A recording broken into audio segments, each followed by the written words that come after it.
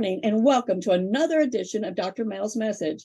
I tell you what, today I have an exciting author with you. Why? Well, let me put it this way. Do this.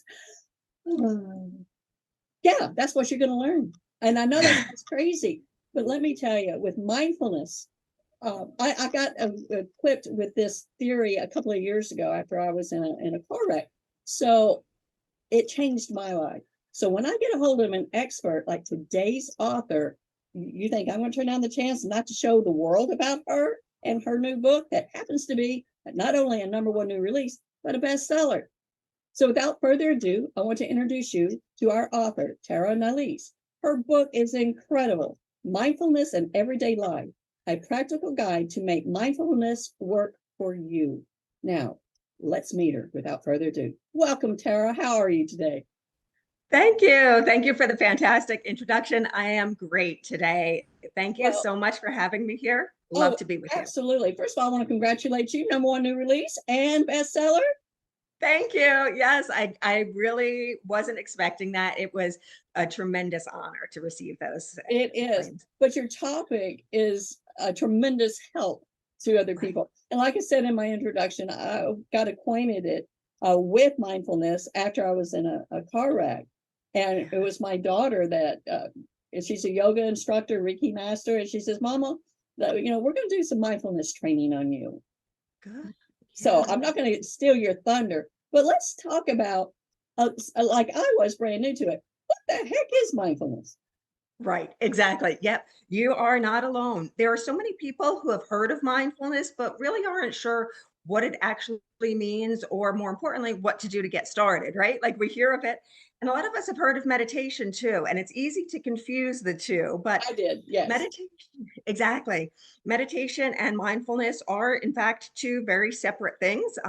Meditation is a formal sitting practice, and mindfulness is what you do for the other 23 and a half hours a day where you're not meditating. Mindfulness is a purposeful focus on the present moment as we go about all the activities in our daily lives. And so And, it really when my daughter introduced me to that concept, I was like, how in the world is this even going to make a difference? right. So how Yeah. does it make a difference? Right. Yeah. So we've all heard the phrase stopping to smell the roses, right? That's really appreciating the richness and the robustness, the beauty in every moment, even in the little things. And when we practice mindfulness, our minds naturally become over time strengthened to focus on those really small things, those little details that add so much quality to our lives. And also, the other thing that it does is it lets us listen to whispers of insights. So we learn things, we hear things, and we include wisdom into what we're doing in our days. So, like when we hear these small whispers of insights, we say, "Aha! Now I know this," or we become open to some new information that seems different from the way that we used to be before mindfulness. Now, in the beginning of my journey, I should say, I was confusing intuition with mindfulness. Right. How do Yes. you know the difference? Yeah, yeah. Well, intuition really is about listening to your gut, right? It's Right, about like right, you right. sort of know something. Mindfulness is listening to what your mind is telling you. It's saying, okay, there's something there that's telling me this. I might not know why it's telling me this. And it could be because you picked up on something when you were not fully paying attention. But when you're mindful, then you're saying, okay, this is important. This is important enough to bring to this present moment, and I'm going to use it here. And that gives us this sort of transcendent quality, which is smarter, wiser, more capable, more creative, more practical, more productive. And all of those are the benefits of mindfulness because we're picking up on these small bits of information and then using them in a present moment. Is mindfulness for all age groups, or who does better with it? Yeah, great question. So in in my book, I talk about mindfulness for everybody from teenagers through senior citizens. And this is really an important concept for me, especially as a professional. I've been a professional scientist for over 25 years. And it's so important to bring mindfulness into our work days, into our workplace. We hear of mindful leaders who set the stage for everybody in the organization to be a little bit more thoughtful, to be a little bit more intentional, a little bit more transcendent, bringing that wisdom to their work. And that's not to say that we're just focusing on like ourselves, our own well-being, because that is very important. In fact, that is the most important thing. But it's also saying what's the greater good. And so anywhere that you can bring the greater good into play, mindfulness is for you. And to elaborate a little bit more on some of the other demographics, teenagers are dealing with a whole host of different and challenging circumstances. Self identity. Who am I? Where do I fit in? Where do I fit in this in the social scheme of things? Who likes me? Who doesn't like me? Do I care? Why don't I care?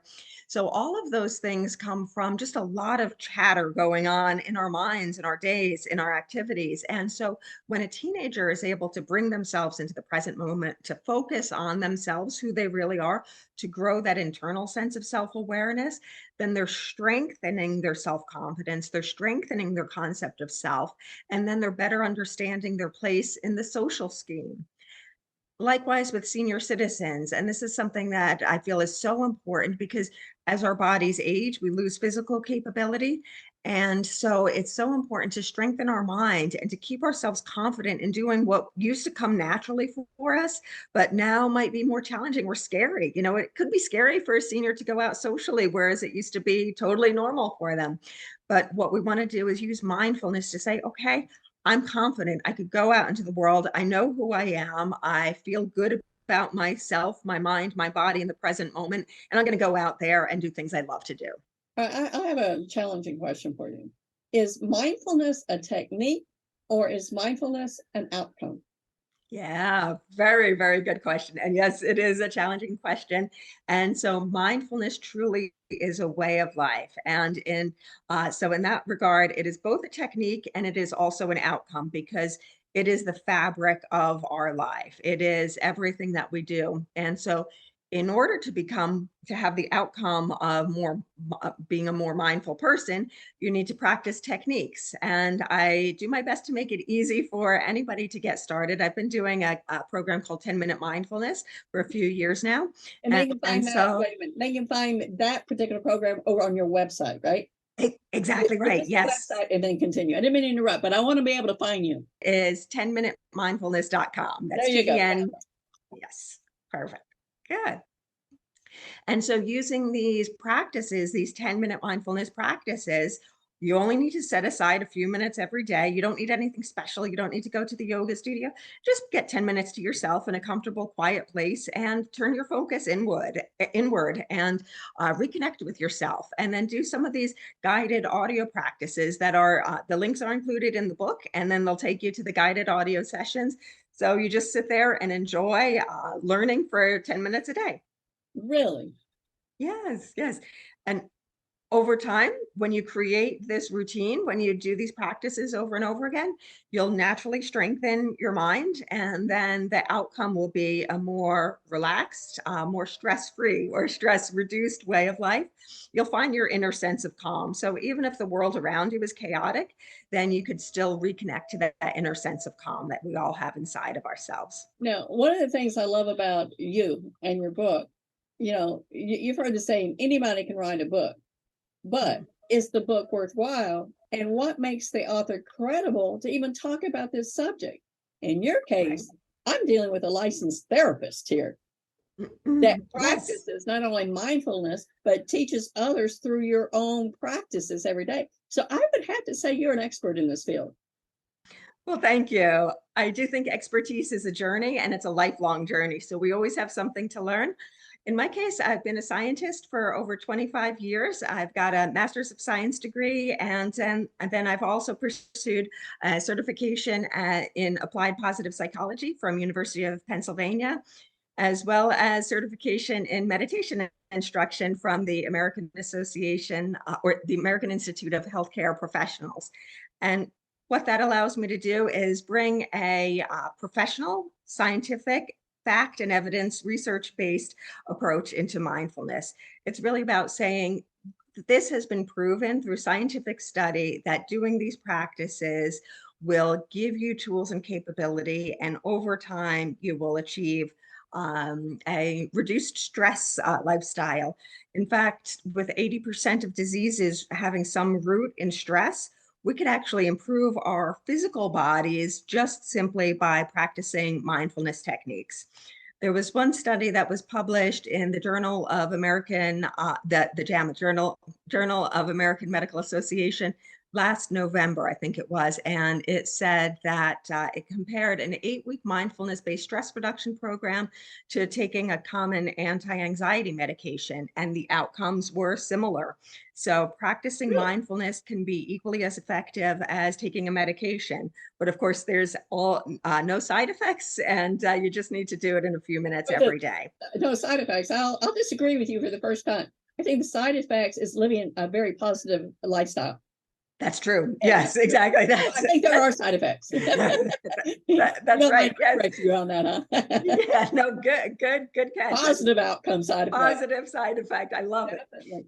Now, with mindfulness, it does become a way of life. At first, it seems strange. Like, what am I doing? But one of the things I've noticed within myself after this whole concept was brought to me is that I started noticing the smallest details, like in clouds or a color of a dragonfly that came and just landed close to me and watched the wings flutter. Never noticed all that before. The world was just going by, and I never, like you said, stopped and smelled the roses, much less see the beauty around me. Right. Exactly. Yes, exactly right. You've captured it so well there in what you've said, describing the colors. These are all things that, as you say them, I even feel my heart swell and grow, just thinking about the richness, the beauty in the world around us, the beauty in our children, in the small moments, even though it could be a chaotic day. When your child does something that's really lovely, you want to remember that. And with mindfulness, it gives you the better capability to truly absorb the moment fully, and then to imprint that feeling, that emotion, that memory into your mind and into your body and carry it with you through the rest of your life. If you could tell somebody the number one thing about mindfulness, what would it be? Yeah. Mindfulness will help you create the life that you strive for. Wow. I think you need to put that on the top of your Amazon listing Yes. as a Yep. tagline. Perfect. Yeah, that's a great suggestion. Will do. I mean, it's It, beautifully it said. it really is about, being self-aware and knowing what you want, and then intentionally moving towards those goals. And that sounds so simple, but we get so wrapped up in the busyness of our lives that we forget about what makes us happy. We forget about what brings us joy. And so with mindfulness, you have a more purposeful focus on the present moment. You reconnect to your virtues, to your values, and to your goals every day when you practice mindfulness. That's incredible. Now, this is not something that I'm going to pick up your book. And again, I'm speaking with this fabulous author. Her name is Tara Nylese. Her book is Mindfulness in Everyday Life, a practical guide to make mindfulness work for you. Now, with this book, this isn't something they're going to be able to pick up and they're going to be instantly mindful, right? They have to build, it's a journey, it's a process. Right. So what suggestion for somebody that's really wanting to explore mindfulness and get a hold of this using your book, what's the best route to go? Let's talk about practical application of the information you're providing. Perfect. Yeah, great question. And that really is a great way to look at it when you want to get started, when you want to become more mindful. It's really about pick up the book and find the chapters that relate to you. Whether you're a teenager, then start with that chapter. Maybe get a little bit of background in the intro chapters. Do some of the practical exercises located at the back of each chapter. Then there are sections on mindfulness for anxiety, or mindfulness for physical health, mindfulness for controlling cravings and self-management. So those are, pick up the book and look at a specific chapter that relates to you. No, you won't become mindful in just one day. It is important to create a routine that works for you. And at the end of the book, we talk about how to make mindfulness a routine in your life. And so it really is about finding something that works, that fits for you. And that's similar to being a scientist. Is in science, they say you experiment and you try something until it works. And when it works, then that's what you do.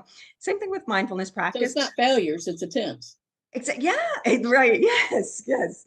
And so you find something that works. And if it's not working well, then tweak it a little bit, adjust for your particular circumstance, for your situation. If something really feels right, then do more of that and do it again and again and make it a routine, make it a habit. And then at the end of the book, there's even some ways to talk about strengthening that habit to continue on that practice. Another great way is to get involved with a mindfulness community. I've been a member of a meditation community for over 10 years now. It's just fantastic. For me, it's a guiding light.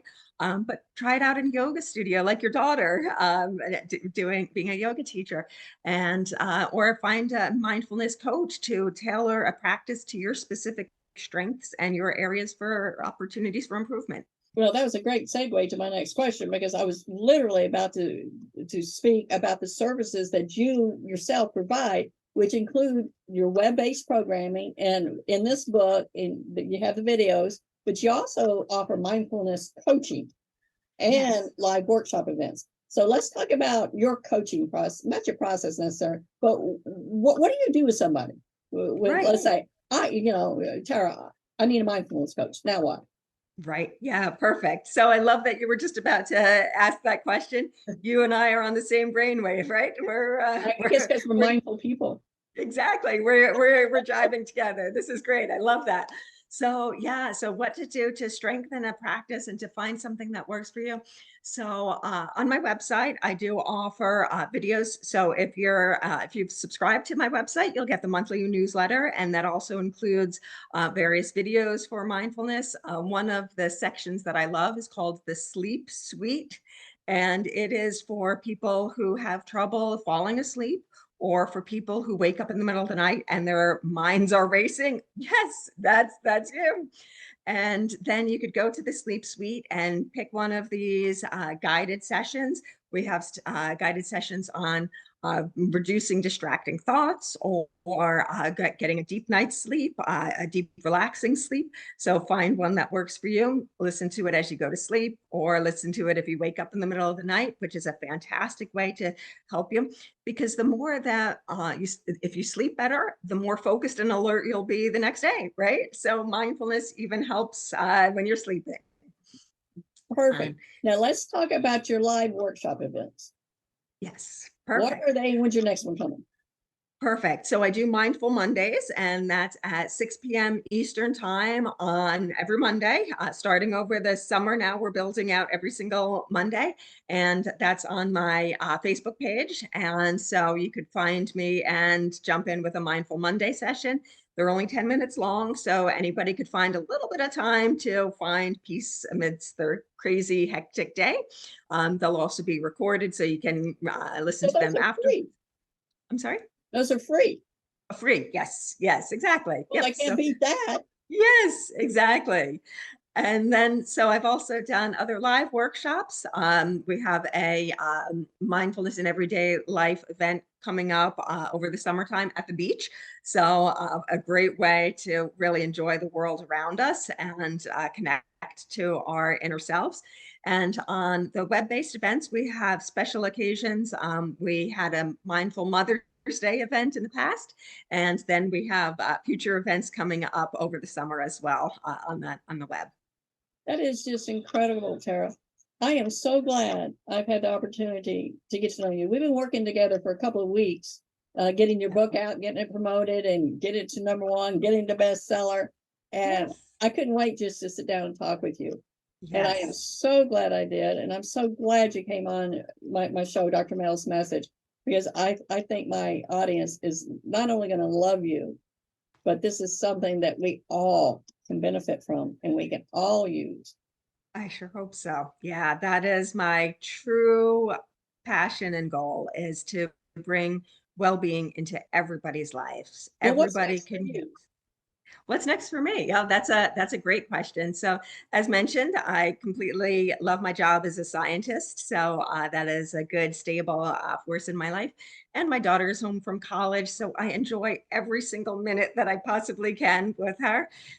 But thinking about a future book in the works, the mindfulness at work aspect really shined through in the mindfulness in everyday life book. So who knows? There might be a dedicated future for mindfulness at work in I think the you need to works. write one mindfulness for elementary school kids Yes, especially now after the nowadays. last few years of the pandemic, being able to focus, right? Because Right, right, right. we're So used to. please do me a favor as the expert in this field and write that, because Perfect. I have some grandkids I would like to give that to. Good. That was duly noted. So That is. not only, I'm issuing you a challenge, Tara.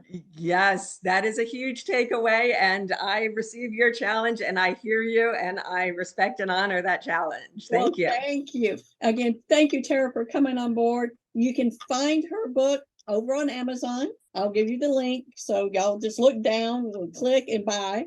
And then also I will give you the link to her website because it is filled with stuff that you cannot miss. And then get a hold of this book and start your journey today. It will change the way you interact with yourself. It will change the way you interact with others, and it will definitely make you the best version of you. Thank you, Tara. Lovely. Thank you.